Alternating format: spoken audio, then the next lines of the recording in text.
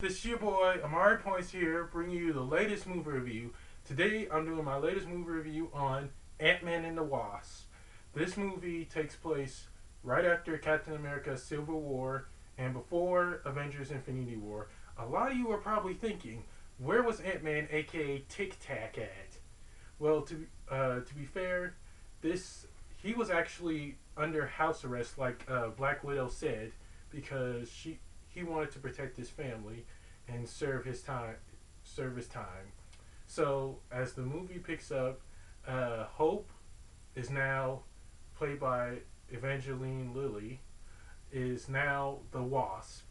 She was a total badass as this new female superhero. She knew how to kick ass. She knew how to get the job done, and she's just a great female superhero.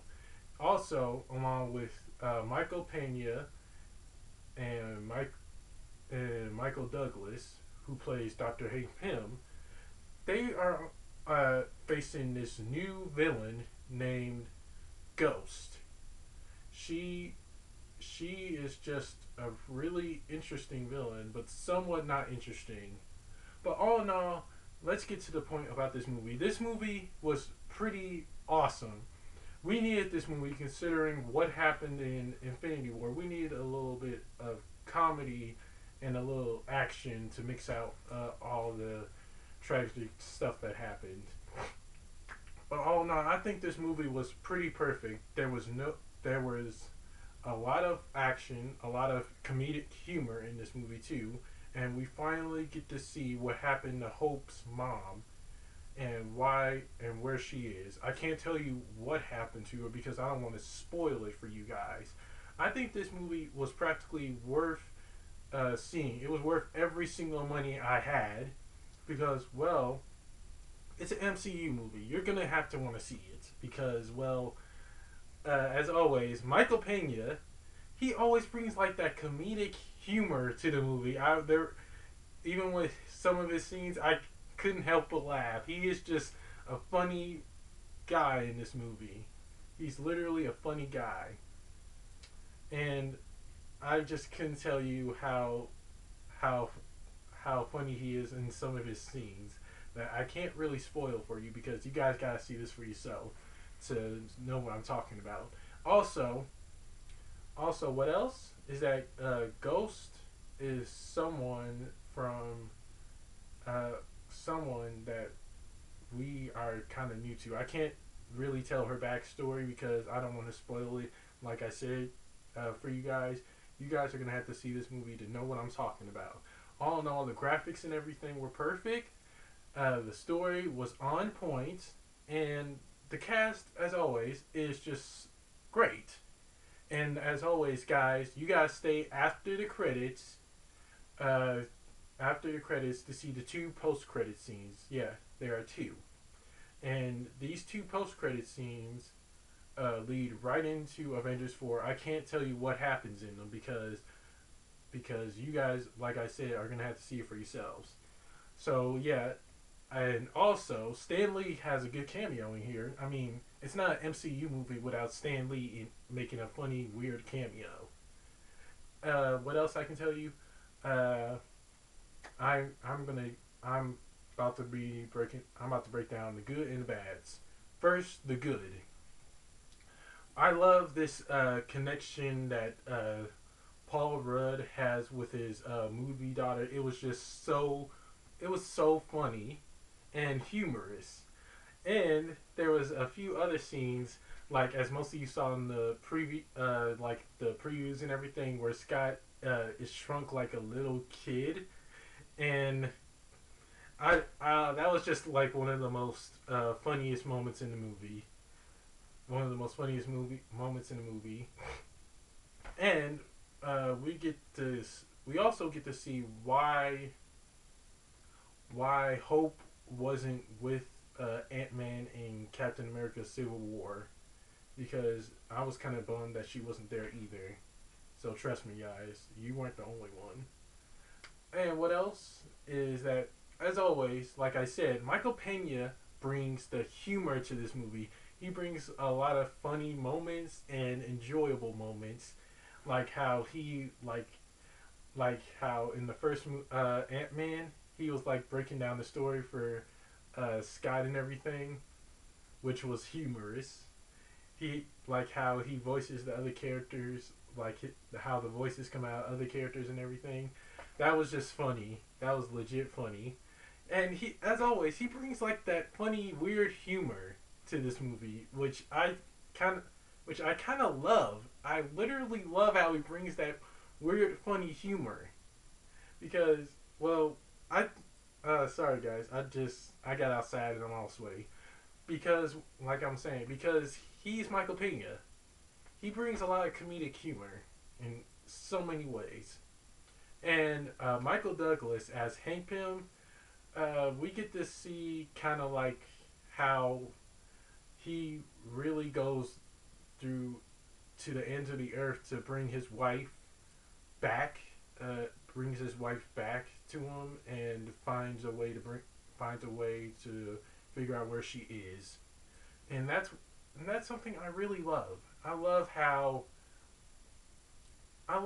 he is trying to find his wife for his sake and for Hope's sake. That is something I definitely enjoy seeing. And onto the bad. The villain Ghost, she was okay, but not that good. I I kind of really thought that she was kind of she was okay. The villain Ghost was okay, but I thought they could have added more something to her, like more appealing backstory and more interesting stuff to her. That is something I really wanted to see. So yeah, that was basically the only problem I had with the movie was with Ghost. We see she does have some interesting motives, but they weren't that interesting to be honest. Because well, it was just kind of dull, and her costume kind of a little bit. It reminded me of Valkyrie's costume in a way because of the design and everything. Which, like I said, she was okay. That costume was okay, but not that okay. It kind of resembled Valkyrie's costume in a bit with all the like white and everything on it. But all in all, like I said, you guys, if you're a true Marvel fan, stick around for the post credit scenes.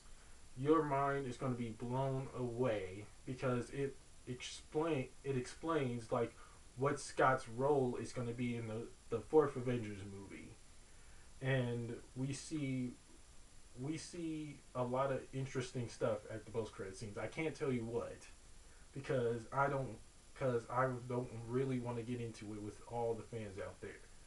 I want to get into it because I don't want to like have all the fans hating on me for spoiling it. So yeah, stick around for the post credit scenes, guys, and see what Scott's role is going to be in Avengers 4, which is pretty going to be an interesting role for sure. And on to the rating, guys. I give Ant-Man and the Wasp a solid B plus because it was on the entertainment scale. It was a 80. It was kind of an 80. It was definitely 80, but I just didn't really click with with Ghost like I wanted to. And the humor and everything was perfect, along with the action. They really measured it out. They really made sure the action and comedy were equal to each other, like this. You can see my hand. They made sure it was equal. They made sure it was equal in the movie. And and what else? Like I said, we get to see Hank Pym's lab shrunk down. We get to see Hank Pym's lab like we saw in like the official trailers and everything, shrunk down, and he kind of carries it like a suitcase and everything. Also, I like I said, how the I loved the cute scenes with Scott and his daughter. That was just so adorable. That was literally adorable, and I love his daughter. She was just so cute. She was so cute. I wanted to pinch her cheeks. And that's about it. That's all. That's all I have to say. And that's it for my movie review. Don't forget to like, comment, subscribe, and share. And be sure to press that little notification bell at the bottom of my video to get notified when my next movie review is going to be up. And be sure to follow me on the Stardust app to get sorry guys. Be sure to follow me on the Stardust app to see my latest movie reaction and trailer reaction. My handle name is at Amari106, so be sure to follow me there. And that's it. Take care and God bless. Peace.